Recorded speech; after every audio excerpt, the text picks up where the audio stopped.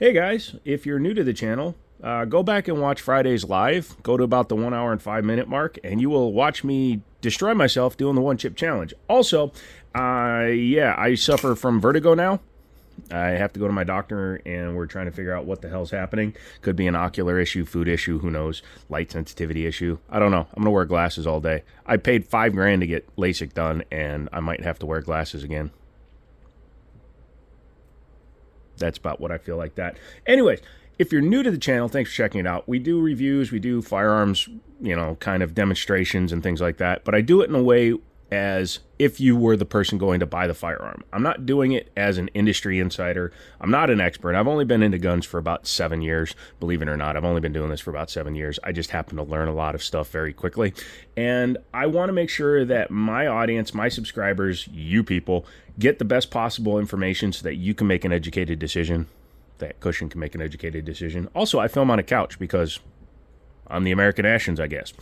But I want to go ahead and take a look at a gun I looked at a few years ago, but I only did it a quick 2-minute look, and I want to give it a little bit of a more in-depth overview. This one came into my store, Wind City Armory, in Winchester, Virginia. You can Google it. I'm working on the website right now. But this is the Palmetto State Armory Dagger Compact, chambered in 9mm. The Palmetto State Armory Dagger has been around for a few years now, and it's a pretty cool Gen 3 clone. It does a lot of service to people that like Glocks, but they don't care for some of the parts and the build on some of the Gen 3 Glocks, and I'm one of them. So we'll go over what I like about the gun, what I don't like about the gun, and before you say, oh, he always hates on Glocks, I got a Glock tattoo, shut up. Okay, yeah, I did it as a dare. We do weird stuff on the live streams. Make sure you subscribe for that. But I like what Palmetto does, especially with the frame of the dagger. It's a much more ergonomic frame. So it's a Glock 19 clone, basically. Uses actual interchangeability with Glock parts. In fact, the person that used to own this one was using Glock magazines, which I approve of because, they do magazines very well. That metal insert, the design, the overall durability of their mags, it's hard to beat. Also, P-mags, which are really good, have that stupid-ass giant base plate on them, and I prefer the Glock base plates. Yes, that's right, I am complimenting Glock a little bit. Has very nice texturing. It's not super aggressive, but when you get a good grip on it, especially if you were wearing like gloves, like winterized gloves or leather gloves or anything like that, you're not going to lose your grip on it. So I like that. It has one individual finger groove with a large undercut, so you can actually get your whole hand on the Glock 19 size frame, which is very nice. Has a little bit of a lip on the front so your fingers don't drop down. A lot of times you have to rely on the magazine for a little bit of an extension on smaller guns, but this one, again, they thought it out with that undercut and that lip, my whole hand. And I'm not a small guy. I'm almost 5 feet tall. And with my size, I can get a full grip on the gun. The backstrap, the angle is different than Glock, which, again, I know it sounds like I'm bagging on Glock, mainly because I am, but their grip is unnatural. When it comes to virtually any other handgun in the world, when you pick up a Glock, also a Steyr, I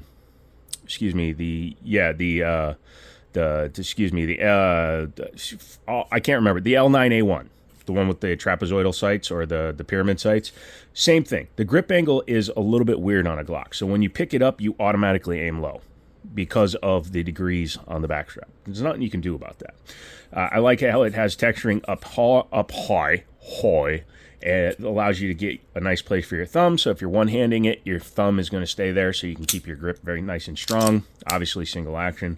It has the same takedown as Glock, but here up on the side here, it's got little notches. So if you rest your thumb there, my hands are a little bit too big for that. Again, being slightly about 5 feet tall, I don't like to put my finger there. I actually ride my hand up really high. I've been adopting the same shooting style that Nick from PewView does, where he's really high up on the frame. So basically this part of my hand is way up here, and then I'm basically resting my thumb almost on the slide.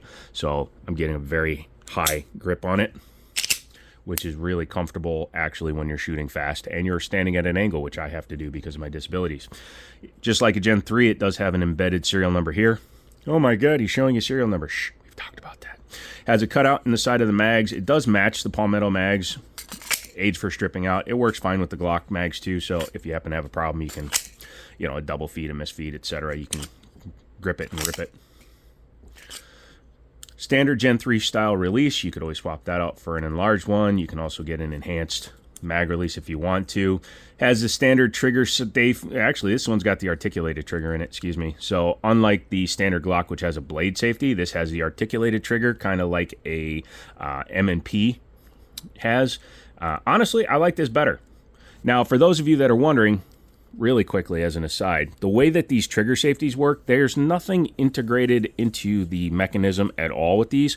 All they are is a external blade that, unless it's depressed, doesn't allow the trigger to maintain rearward motion. It's literally like a firing pin block, only it's a trigger stop. So even with the blade safety, any of them.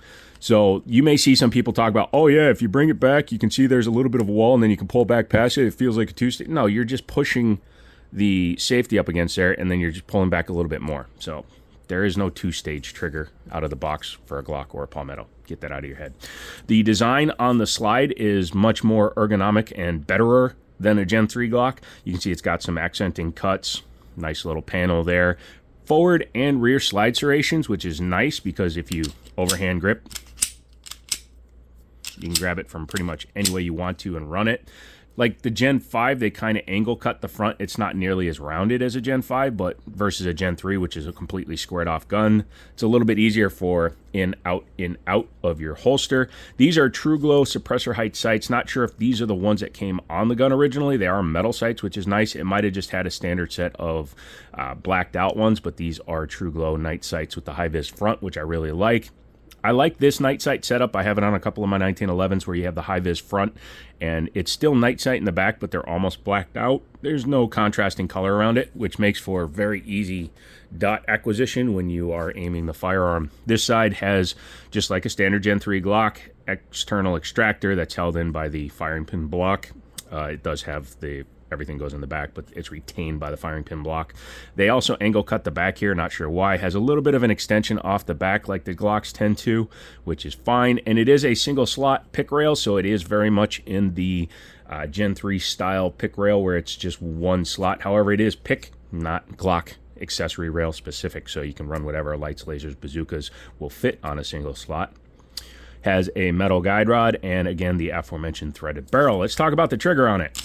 This one is take up, and you can always feel it. It's really funny. Oh, by the way, for those of you that are always wondering why I'm bagging on polymer guns or polymer frame guns and all these striker-fired Wonder 9s, this is why they run. I know, it's a design feature, believe it or not.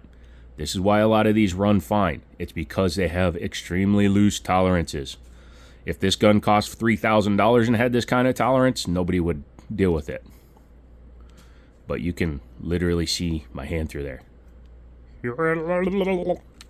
Anyways, back to the trigger. So you take to the wall, you can feel it activating the rest of the striker mechanism and breaks. This one's got some rounds through it, so I think it's broken in a little bit. I'd say this trigger feels just under 6 pounds. Reset is right at the wall, so it's nothing fancy, but it is audible and textile, or you can feel it. Very, very solid, actually. I don't mind that at all. Has, again, the standard slide lock slide release. If you're going to run it using the slide lock slide release, I would recommend buying Gen 3 upgraded slide locks. You can just order a kit. A lot of times I would get like the Steel City Arsenal full kit. Gives you an extended mag release, extended slide lock, and a better trigger. But again, if you just want something to carry around, this could do it. No problem. What do you say we take her apart? Okay. So because it's got a threaded barrel, you do have to take off the threaded barrel cover. It's very important if you buy a used gun that doesn't have a threaded barrel protector that you get one of these. You can buy the 10-pack off of Amazon for like 15 bucks, because if you damage the threads, you're not putting nothing on there. You can also put a single port comp or a compensator on there. I'll probably put my Harrington arms on there later just for a picture. But once you've done that, pull back a little bit and pull the trigger just like a standard Glock, and she comes apart. I did do a quick clean to it just because it had been fired and put away wet, but I went ahead and did all that stuff. Let's take a look at the frame first since I'm showing it to you. standard Gen 3 style lock block. As you can see, it's a 3-pin design, Gen 3 style. Gen 5, they went to a 2-pin, so you just have for the lock block and the rear of the striker group or seer group, whatever you want to call that there. But this one uses 2 pins up here, one for the front of the locking block and one for the rear. Very nice. It's not ambidextrous in any way because it's a Gen 3 clone. Someday the Gen 5 patent will expire, and then all of a sudden the market will be flooded with full ambi guns. Now, you could create your own frame and I guess create your own entire internal pack without copying Glock, and then you'd be Smith & Wesson, FN, CZ, pretty much any other manufacturer in the world. But, you know, why would anybody want to come up with their own design? I don't like these tabs on Glocks. However, this one, because of the way they cut the frame in, makes it easier to grab these. So Palmetto, again, going above and beyond. This is stupid. I understand you have the booger hook there for when you want to go fast, but it's not textured, and it's actually not well done. That's one downside I would say to it, you know. But when I'm running high up on the frame, I guess it could work. But the other way to compensate, like Nick from PewView does, he puts a light on even if the light doesn't work, because that way he can jam his finger up between the trigger guard and the light.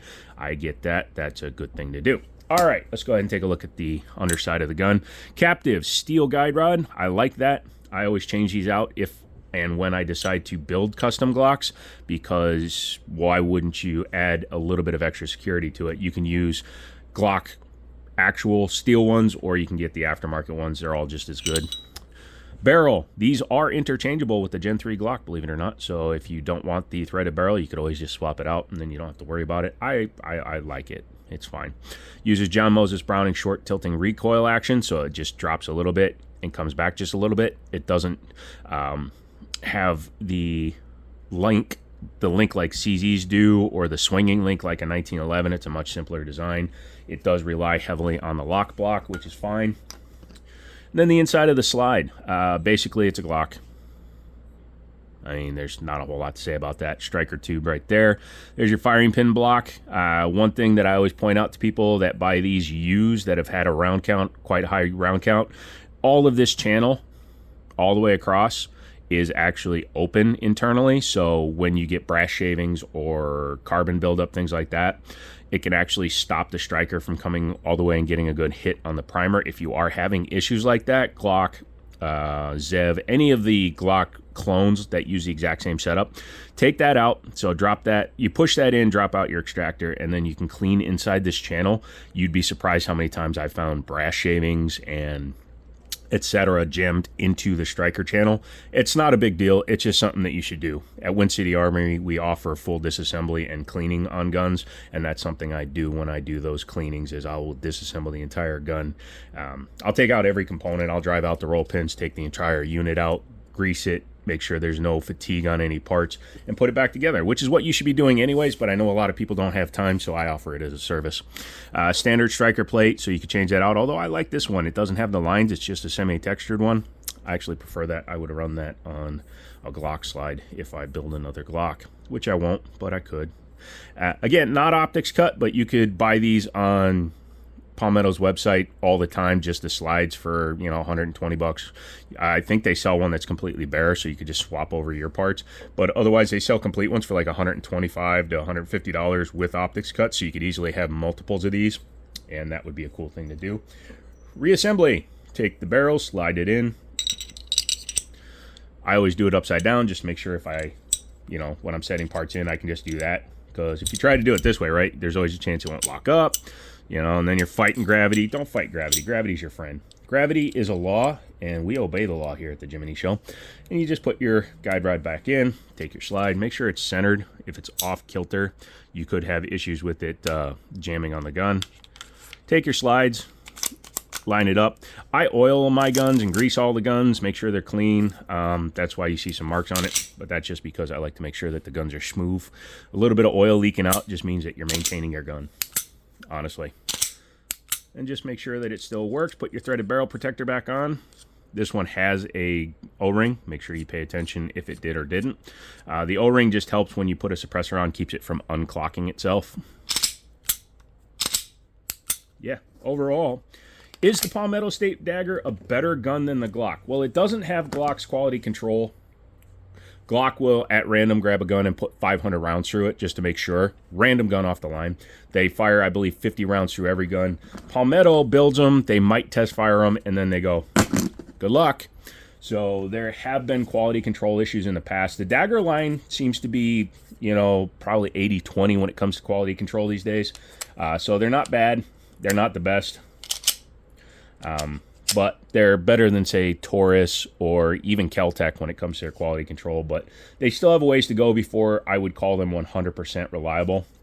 Yeah, just when you get one, make sure you check your roll pins. Make sure they're seated completely. Make sure all the if it's just got a regular pin in it, make sure that's seated correctly. Take it out to the range, fire it a few times, lube it up. Not everybody's a gun tuber. I'm not a gun tuber. I'm a guy who makes content on the internet. I am not a YouTuber. I don't make a living at this. So I always over oil my guns right when I get them. I take the top off. I make sure that if it has assembly grease, I take that shit off and I put some good oil or grease on there. Re-oil all my springs. And then I take them to the range and make sure they function. So do that. Come back. Working on the website, but the Facebook is up. So Win City Armory, WINCITY Armory, on Facebook in Winchester. Go ahead and check that out. As well as I have a Google profile with my phone number, so you can call me. Let me know if you want to pick up something like this. We don't discuss price or sales on YouTube, but contact me. Okay? Come back for another video. I love you all. And as always, I'll talk to you later.